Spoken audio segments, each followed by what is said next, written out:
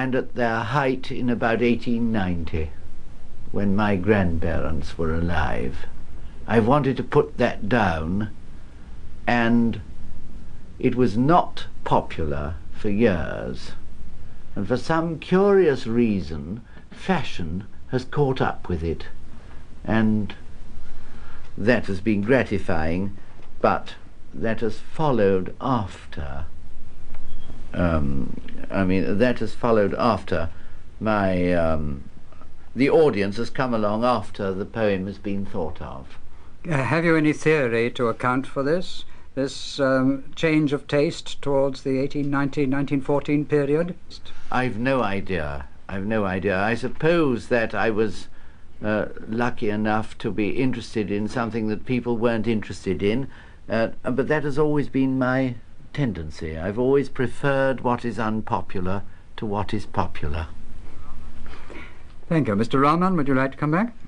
No, thank you. Mr. Chitanan from India, may I know, Mr. Betjeman, whether you think that a poet is an inspired singer who is completely unconscious of the social and the political milieu in which he lives, or has he certain social and political obligations to perform? What are your views in the matter, please? Have you any social and political obligations as a poet? Or social? Let's cut out political. Social, yes, of course. I have. I'm very aware of how people are living today and how very unpleasant it is for most of them. And that does affect me with a strong feeling of pity. I don't think things are perfect. I don't know whether they're better than they were, because I don't know much about what they were like. As for political, I don't know. It's always put in after social, isn't it? And it's far less important. But it was rather naughty of me, perhaps, to particularize this and to ask you if you had these things, whereas Mr. Chittanand wanted to know whether the poet has these obligations in his verse. Would you generalize away from yourself there? Good gracious, I've never thought about it. Right. I am sorry, I ought to have done, I know. I never have.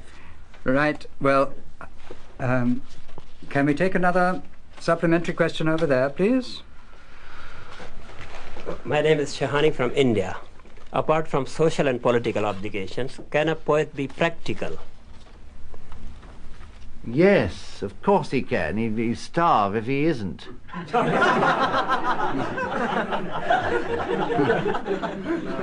A lot of the things I like doing are practical. For instance, I like cleaning shoes. I like washing up in moderation. And I enjoy cleaning and polishing generally. And I'm quite good at that.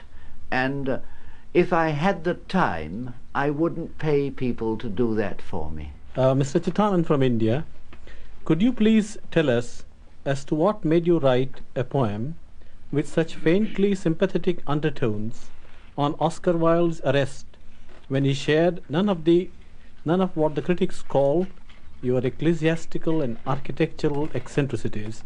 I hope to be pardoned for this phrase which the critics have used. Mr. Chittanand from India has really been reading your poems, and especially the one about Oscar Wilde's arrest. And he wants to know, how did you come to write so sympathetically about someone who did not share your own particular eccentricities, or, let's say, idiosyncrasies? If I speak straight from my subconscious, I have always admired the work of Oscar Wilde. I knew, for he was a friend of mine, Lord Alfred Douglas. And that period had a certain nostalgic charm for me, and I think I understood it a little. That was how I came to write the poem. When Professor Chittanand says that he